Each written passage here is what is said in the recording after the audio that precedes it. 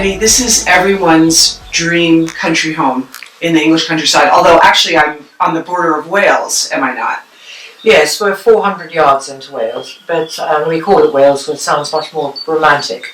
It's so romantic here. We're on the border with Offa's Dyke, which is King Offa's wall, but west of here there's absolutely nothing other than sheep and then the sea, and it's incredibly quiet and unspoilt, and all the locals never been to Hereford, let alone to London.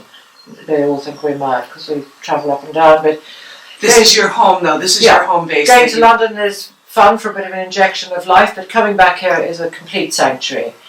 And when we first saw the house in country life, we came and looked at it and couldn't believe that it was totally perfect. It hadn't been touched since 1910. But what I loved was that you came through the front door and you could see out the other side, and then all the ground floor rooms had French windows onto the garden. So in summer it feels like a holiday house.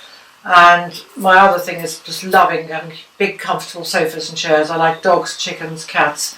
And they all mingle together, none of them attack each other. The other thing I love is fires, and having a fireplace in each room. Quite often in the evenings, even in summer, we have a fire just because it looks nice, even if the doors are open. And all the wood comes from our own woods. And everything in this room is just little bits collected over the years. When we bought the house, we had virtually nothing.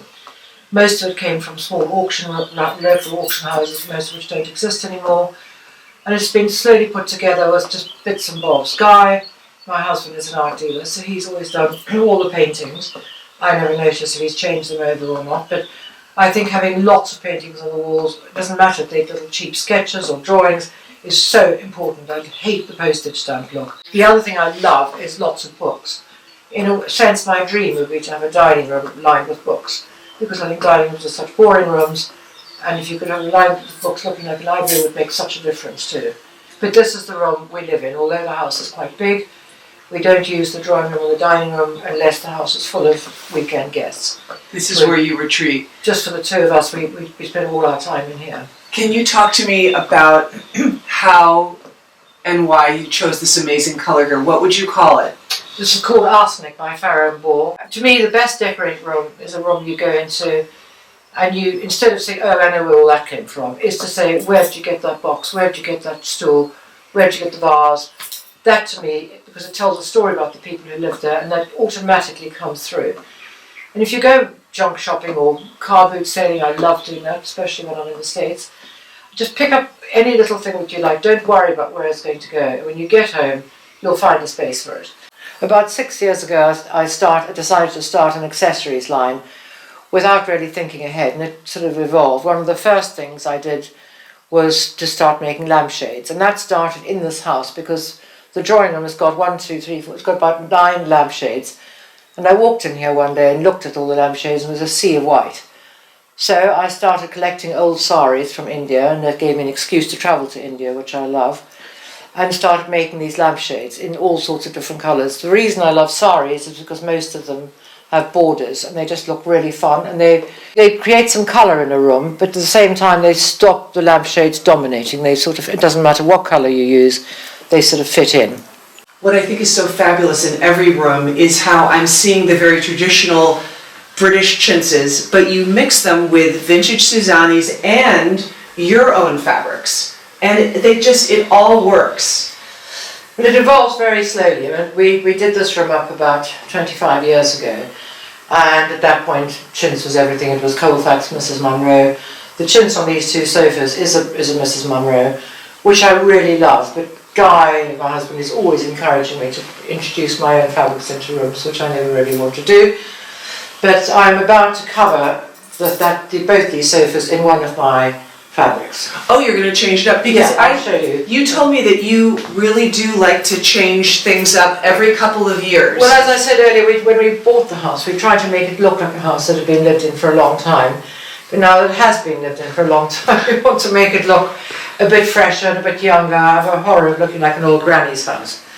And this is the fabric. Oh, is this what you're going to... Yes, I've chosen this fabric to put on these Which sofas. is yours? This is Domenica, which I developed about a year or two ago from... This is gorgeous. The other way, from an old French document that I bought at an antique film. I just think it brings the colours all together in this room with the with the rug and with the Suzanni.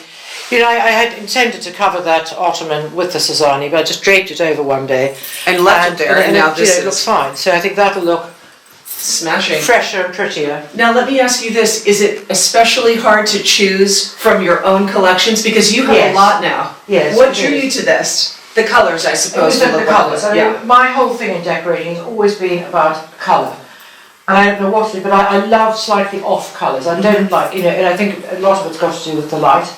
Having grown up in South Africa where everything was light and bright with white backgrounds, and in America people have a lot of white backgrounds too. In England it just doesn't work. And everything I do, I always, when I'm printing my fabrics, I always ask them to, I make them look a bit distressed so they don't look too brand new.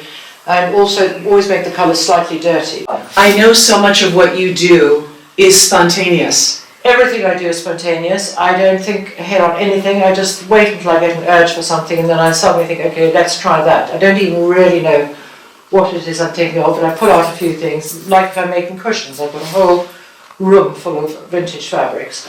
And if I have to be in the right mood, I'll go in there and think, right, today's cushion cutting day, so I'll pull out a whole lot of bits of old fabrics to make the fronts. And then I think what will go on the back and then choose the tassels for them. But if I was going to the same project 3 days later, it would all look probably different. And I can never remember what I've done.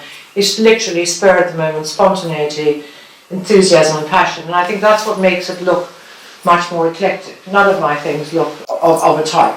And a lot of my ideas are fusing Eastern, i.e. either Turkish or Greek embroidery, or Indian chintz patterns of all different sizes, because when they started all the chintz patterns and things in Anglo-India, they were just the most beautiful colours, and that's what I think drew me to all those things. And then I love the rusticness of all the woven Turkish textiles and Anatolian things, and they look so at home here. Yeah, and I think everyone should be brave, putting things together. Never worry about it. I have people who come into me and say, this blue doesn't quite go with that. It doesn't matter. It's crazy, or they worry that their art has to match nothing pattern. I love ultra modern things with really old things. You can put a modern picture next to an old one. It just doesn't matter, because that's what makes a place look like your own. When I look at so many rooms that have been done, it just looks like you've gone to one store and said, I'll have all these different things and put it together, and it looks like a show house. I just think you have to go and pick all the things you like. Go to antique shops, as I say, car boot sales. There are lots of wonderful markets in the UK. Just look around and suddenly something will catch your eye and I'll buy it, either thinking I'll keep this and use it for a client one day, or I'll use it for myself. And that's how you develop all these interesting little bits that always tell a story. And telling a story is more important than making a room go together and look as though it's all been planned. Before you girls go, please can you sign the guest book? We've had this book for ages, and half the fun of it is looking back and seeing when somebody last came, or even if they came. Sometimes I can't even remember if someone's been before, and you look back and see the dates and see what it's all about. It's just a nice end to the visit.